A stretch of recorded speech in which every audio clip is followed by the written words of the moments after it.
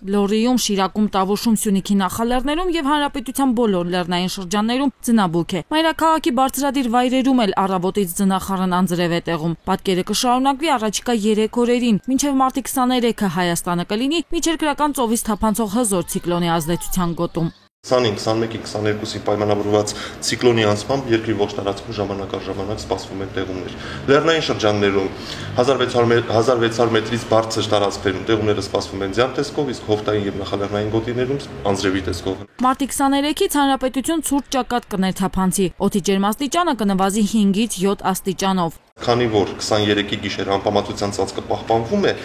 կրկին դա հնարավորություն է տալիս, որպեսզի օդի ջերմաստիճանը 0-ից ցածր չի լինի։ Ճանապարհների որոշ հատվածներ դժվար անցանելի են, թեև պատասխանատուների վստահեցմամբ մաքրման աշխատանքներ են ընթանում։ Շիրակի մարզում օրինակ ճանապարհների հարակից տարածքներում տեղացած ձյան շերտը հասնում է 10 սանտիմետրի, բայց ճանապարհներն այս պահին երթևեկելի են։ Խորհուրդ կունեմ վարորդներին երթևեկել միայն ցմերային անվատողերով